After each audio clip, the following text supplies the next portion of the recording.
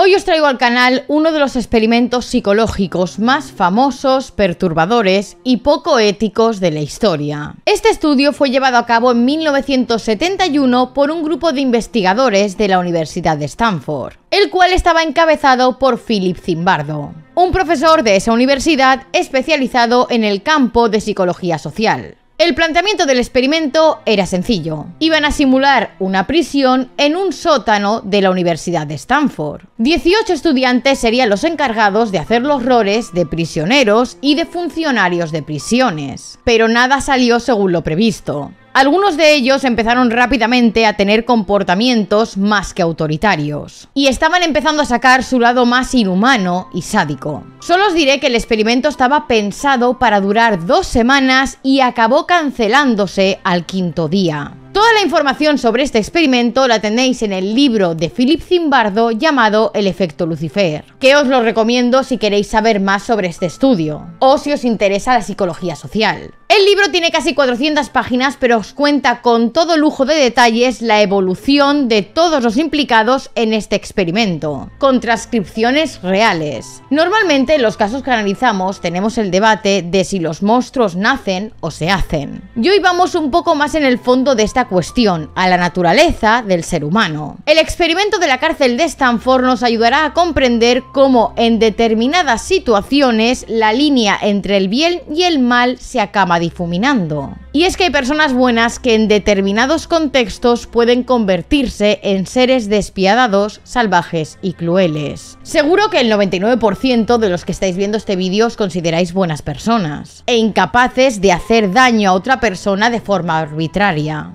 Así que espero que escuchéis atentamente el caso y reflexionéis. Y después decidme en comentarios cómo creéis que hubierais actuado vosotros en este experimento y hasta dónde hubierais sido capaces de llegar. Así que si queréis enteraros de este caso, quedaos a ver este vídeo. Pero antes de empezar, si os gusta este tipo de contenido de casos de crímenes reales, os invito a que os suscribáis aquí abajito, ya que le deis a la campanita en la opción de todas para que YouTube siempre os notifique cuando subo vídeo. Y además recordaros que si queréis ver estos vídeos pero sin anuncios, tenéis la opción de miembros disponible. Y ahora sí, vamos con el vídeo. Para entender los resultados del experimento de la cárcel de Stanford, tenemos primero que ver un antecedente muy importante: el experimento Milgram y la obediencia ciega a la autoridad. Stanley Milgram era un psicólogo de la Universidad de Yale, que a raíz de los crímenes cometidos en el Tercer Reich y los juicios de Nuremberg, se propuso estudiar la disposición que tienen las personas a obedecer ciegamente las órdenes de la autoridad.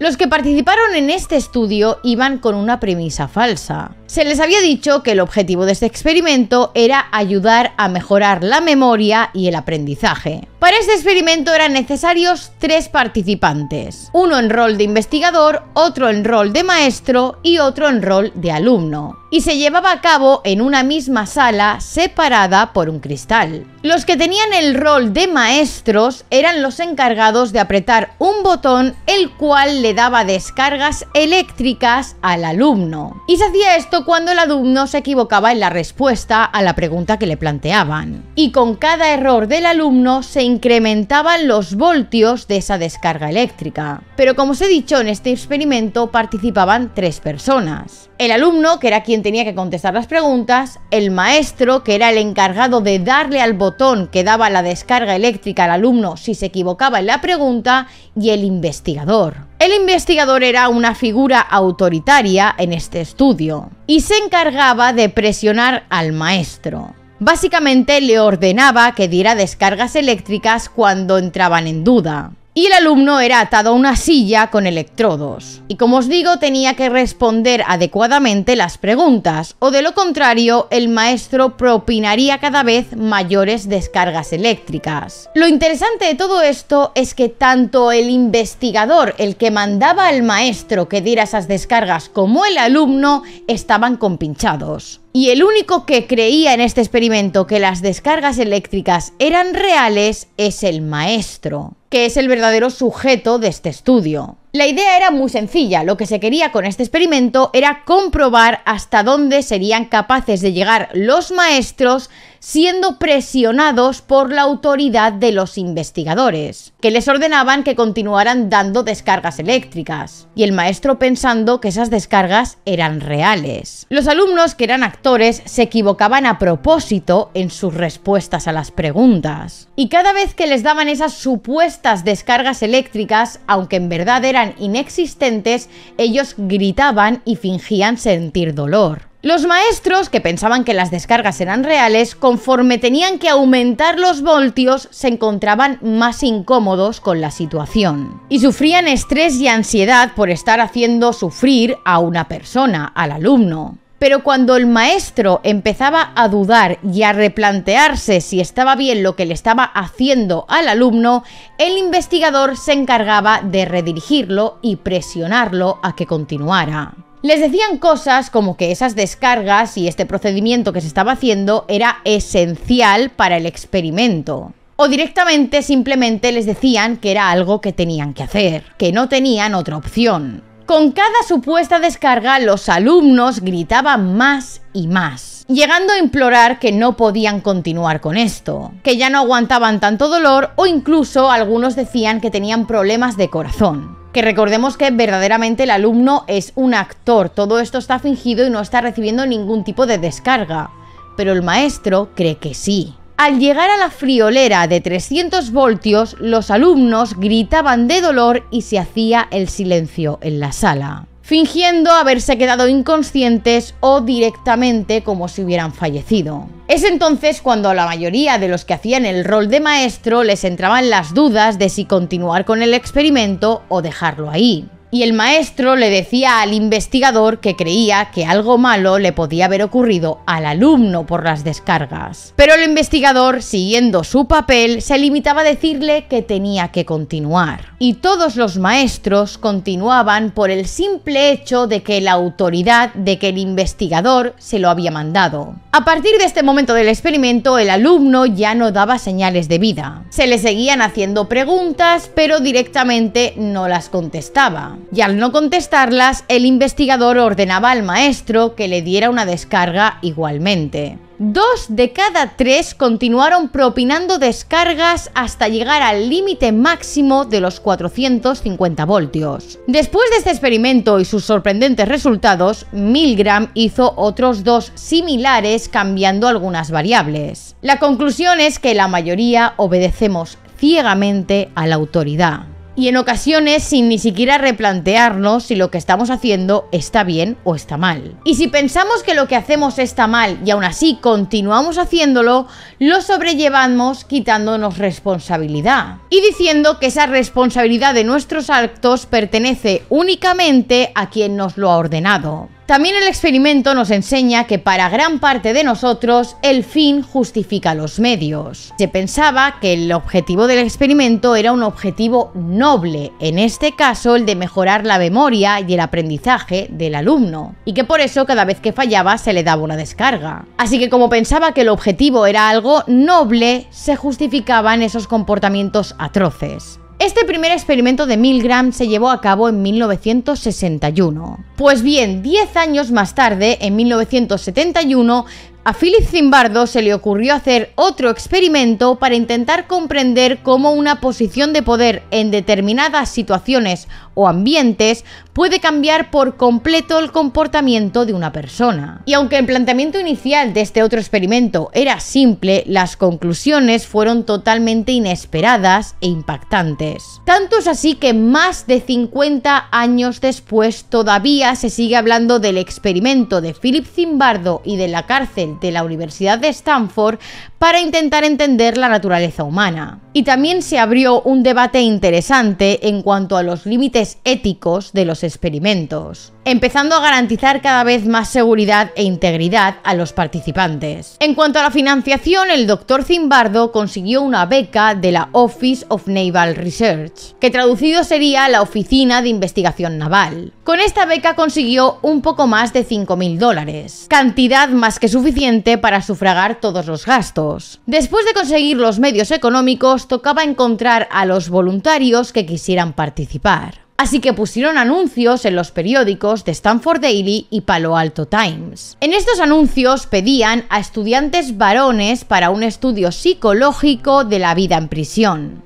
Ofrecían un pago de $15 al día y tenían que estar entre 1 y 2 semanas, que era lo que estaba pensado que duraría este estudio. Se presentaron bastantes estudiantes, así que decidieron hacer entrevistas personales. Con esto descartaron a los estudiantes que habrían sido detenidos en alguna ocasión, es decir, a todos aquellos que tuvieran antecedentes penales. Y también descartaron a los que tuvieran algún problema de salud física o mental. De todas las solicitudes se acabaron quedando con 24 estudiantes, 18 para el experimento y otros 6 para estar de reserva por si alguno de los primeros abandonaba antes de acabar el estudio. Los 18 participantes iniciales echaron a suertes quién iba a ser el funcionario de prisión y quién tendría el rol de prisionero. Los 9 prisioneros pasarían todo el tiempo del experimento, las 2 semanas, dentro de esta supuesta cárcel, mientras que los 9 guardias harían un turno rotativo de 8 horas, por lo que tenía que haber un mínimo de 3 guardias para vigilar a los presos en todo momento. Ya tenían a los voluntarios, así que se pusieron manos a la obra para recrear una prisión lo más realista posible en el sótano del Departamento de Psicología de la Universidad de Stanford. Habían hecho 3 celdas a las que se accedía por una puerta con barrotes. Las 2 primeras celdas solo tenían camas y la tercera, que era un poco más grande, también contaba con un fregadero. A todo esto habían habilitado una sala del sótano de más o menos 1 metro cuadrado, que era donde solían guardar las escobas, como un sitio especial para los castigos. Sitio al que llamaron el hoyo. Y ya os adelanto que más de uno de los prisioneros pasó más tiempo en el hoyo que en su celda. El experimento comenzó el domingo 15 de agosto de 1971. Zimbardo quería que la experiencia de los prisioneros fuera lo más realista posible, así que contactó con el Departamento de Policía de Palo Alto para pedirles que fueran ellos quienes detuvieran a los alumnos. Al principio los policías se mostraban reticentes a ser ellos quienes hicieran las detenciones, pero cuando se les explicó que era parte del estudio y que era importante que los participantes se metieran en su rol, acabaron accediendo. Los jóvenes que tuvieron la mala suerte de ser elegidos los prisioneros sabían que ese domingo iba a empezar el experimento, pero tenían órdenes de esperar en sus casas hasta tener alguna noticia. Así que por sorpresa llegaban Zimbardo acompañados de policías para detenerlos. Para hacerlo más realista, les habían acusado falsamente de una serie de delitos. Y en la detención se hizo como una detención real. Se les leyeron los derechos, les esposaron y los llevaron a comisaría a ficharles y tomarles las huellas. Todo esto estaba planificado al milímetro. Cada mínimo detalle era importante para dar la experiencia lo más real posible. Y también era importante la vestimenta de los participantes. Los carceleros tenían ropa de color beige, muy similar a la de los funcionarios de prisiones de aquella época. Además iban equipados con una porra y con gafas de efecto espejo para evitar que se le vieran los ojos. A los prisioneros los vistieron más tarde. Una vez que los detuvieron y ya les habían tomado los datos, les vendaban los ojos y los llevaban hasta la cárcel de Stanford. Y es aquí donde empieza el papel de los carceleros, ya que 3 de ellos, los que tenían el primer turno, estaban en esa cárcel que habían hecho en el sótano de la universidad esperando a que llegaran los prisioneros. Y nada más llegar, lo primero que hicieron fue ordenarles que se quitaran la ropa. Los prisioneros se quedaron en fila, de pie y desnudos, con las piernas abiertas y los brazos sobre la pared. Los carceleros trataron de hacer la experiencia lo más humillante posible para los prisioneros. De hecho, desde este momento ya se comenzaban a ver los primeros indicios de malos tratos por parte de los carceleros, que por iniciativa propia empezaban a burlarse de los genitales de los estudiantes que hacían el rol de prisionero. Después de esto se les dio el uniforme de preso, el cual constaba de batas incómodas y mal ajustadas sin ropa interior. Y además tenían una cadena alrededor del tobillo. El pelo también es algo importante para que acabes identificado en un grupo. Y no hay nada más que fijarse en el típico rapado militar. Así que Zimbardo quería arrebatarles a los prisioneros cualquier rasgo de individualidad. pero estando en plena época hippie en los años 70, muchos de estos estudiantes llevaban el pelo largo. Así que para no tener que raparles, lo que hicieron fue ponerle una especie de medias en la cabeza para cubrírselas. Como os digo, la intención de Zimbardo era arrebatar todos los rasgos individuales de los jóvenes. Además, los presos sobre el uniforme llevaban bordado un número de preso, un número identificativo, para deshumanizarlos lo máximo posible. Durante el segundo día del experimento se desencadenaron comportamientos sádicos por parte de los guardias, lo que provocó una dinámica asimétrica entre ellos y los reclusos. Los guardias se dieron cuenta de su poder para dominar a los prisioneros y actuaron en consecuencia, mientras que los prisioneros reconocieron implícitamente su situación de inferioridad, como si realmente estuvieran encerrados en una prisión real.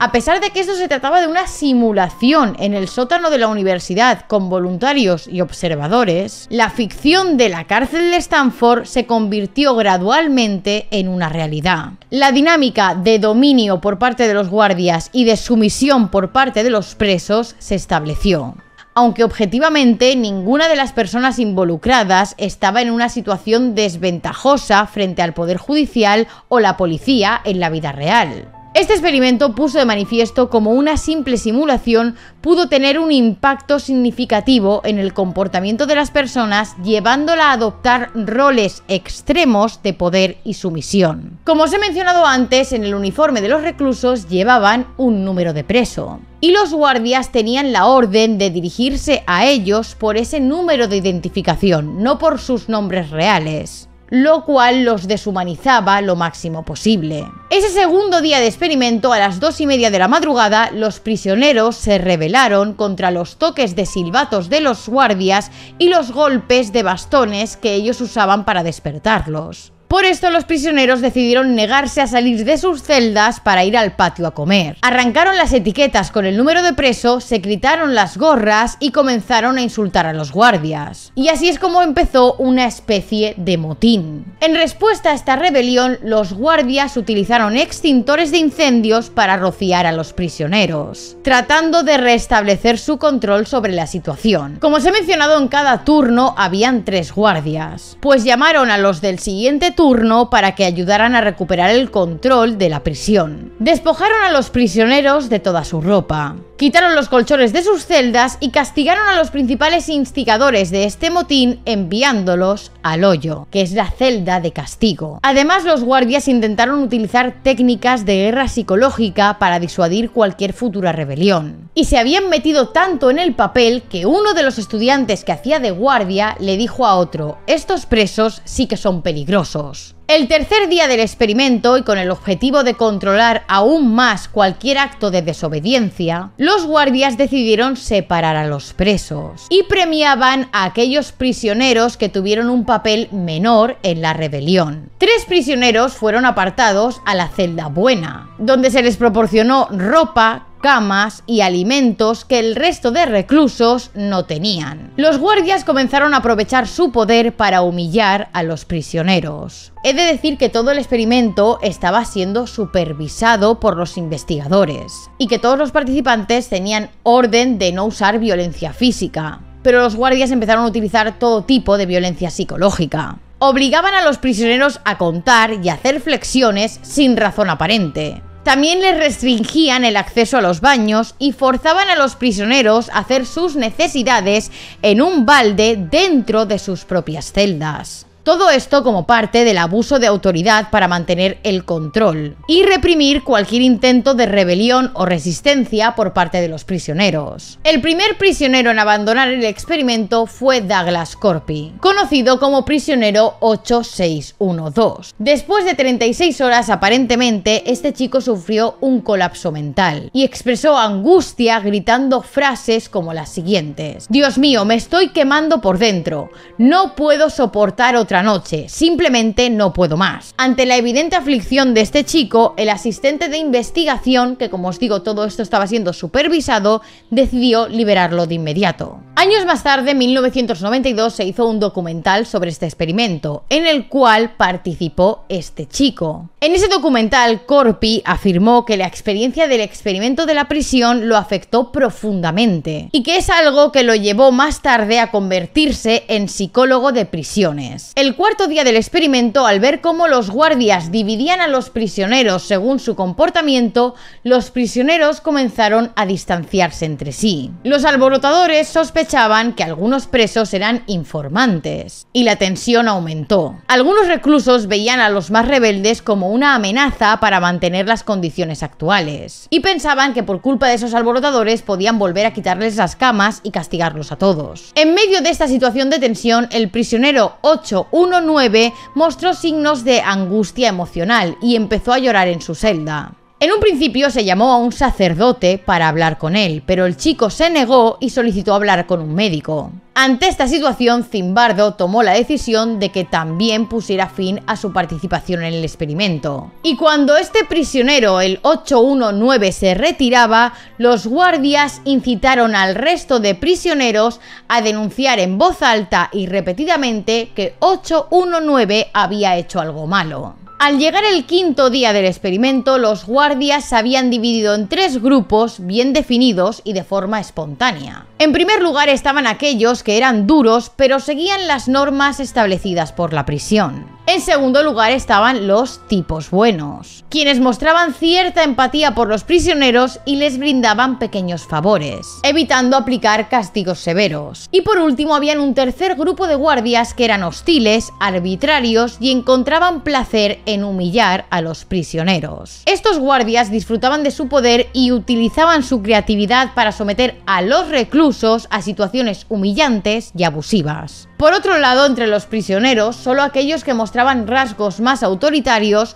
lograron resistir las difíciles condiciones del confinamiento. Al principio, como os comentaba, los reclusos intentaron rebelarse o defenderse de los guardias. Pero con el paso de los días, muchos de ellos desarrollaron trastornos graves debido al estrés y las condiciones inhumanas. Algunos llegaron a sufrir depresión y otros experimentaban síntomas físicos y psicológicos severos, lo que llevó a que Zimbardo les ofreciera la libertad condicional, aunque luego retiró esta propuesta. Las celdas para este momento estaban llenas de llantos y el ambiente estaba dominado por el estrés y el pánico. Y a pesar de ello, la mayoría de los prisioneros se adaptaron a las circunstancias tratando de comportarse como buenos prisioneros y obedeciendo incluso los caprichos más absurdos que les imponían los guardias. La comunicación entre ellos se empezó a volver complicada y sus pensamientos se desorganizaron debido a la presión psicológica a la que estaban sometidos. El jueves 19 de agosto era el día de la visita de amigos y familiares de los reclusos, y estaba planificado así para simular una prisión real. Sin embargo, Zimbardo y los guardias jugaron con los visitantes, haciéndoles esperar largos periodos de tiempo para ver a sus seres queridos, que hacían el rol de prisioneros. Solo se permitía a 2 visitantes ver a un prisionero cada vez, y solo durante 10 minutos. Y todo esto mientras un guardia vigilaba de cerca la interacción. Los padres de los prisioneros que habían ido a visitarlos comenzaron a preocuparse por las condiciones y el bienestar de sus hijos, cuestionando si tenían suficiente comida o si estaban siendo maltratados. Algunos padres incluso, cuando dejaron la prisión, intentaron contactar con abogados para liberar anticipadamente a sus hijos. Después de días de castigos extenuantes, de abusos despiadados por parte de los guardias e incluso una huelga de hambre de uno de los prisioneros, el sexto día del experimento ocurrió un acontecimiento significativo. Y es que Christina Maslach, una estudiante de posgrado, llegó a la prisión para entrevistar a los participantes. Y fue ella quien, al ver la situación, le expresó su total desaprobación por los procedimientos inhumanos y las condiciones de estudio. Fue en ese momento cuando Philip Zimbardo decidió cancelar el experimento, tan solo 6 días después de haber comenzado, cuando en un principio tendría que haber durado 2 semanas. Como os decía, debido a las objeciones de Maslach, a las preocupaciones de los padres y al aumento de la brutalidad por parte de los guardias, Zimbardo decidió terminar su experimento al 6º día. Después de esto reunió a todos los participantes, incluidos guardias, prisioneros e investigadores. Les informó que el experimento había llegado a su fin y les pagó la tarifa completa correspondiente a los 14 días de participación que se supone que debería haber durado realmente. Este experimento ha sido utilizado para ilustrar la teoría de la disonancia cognitiva y el poder de la autoridad. El comportamiento de los guardias en el experimento llevó a situaciones peligrosas y psicológicamente dañinas. Las preocupaciones éticas que plantea este experimento ha hecho que también se le compare con el que os comentaba antes, el de la Universidad de Yale hecho en 1961.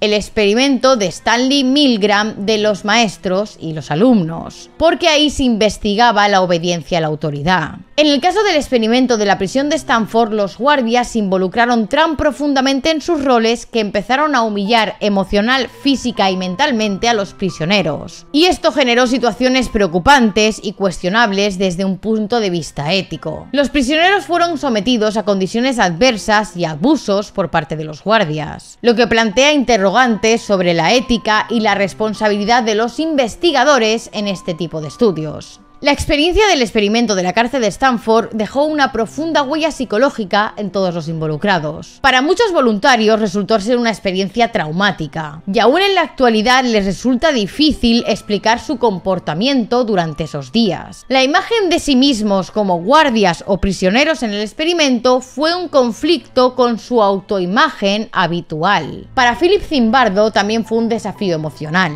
Como os digo, habían investigadores observando todo esto y aceptaban pasivamente lo que sucedía en esa prisión, sin cuestionar la moralidad de la situación. La relevancia de este experimento trascendió más allá de los participantes y observadores, e incluso se puso en tela de juicio la arquitectura del sistema penal estadounidense. Además, también arrojó luz sobre la naturaleza humana, demostrando cómo cambios superficiales en las relaciones sociales y la despersonalización pueden llevar a la corrupción de cualquier persona, incluso a gente como en este experimento, que eran estudiantes que se consideraban civilizados en su vida cotidiana. El experimento reveló cómo ciertos factores en el entorno pueden desencadenar cambios drásticos en el comportamiento humano, lo que nos invita a reflexionar cómo nuestras acciones pueden estar influenciadas por el contexto en el que nos encontramos, porque tanto guardias como presos actuaron así dentro de ese contexto. Y fuera de ahí, en su vida cotidiana, ellos mismos se considerarían buenas personas. En fin, chicos, hasta aquí el vídeo de hoy, espero que os haya gustado. Si es así, no olvidéis dejarme un like y suscribiros aquí abajito y decirme en comentarios cuál queréis que sea el próximo caso que traiga a este canal. Y nos vemos en el próximo vídeo.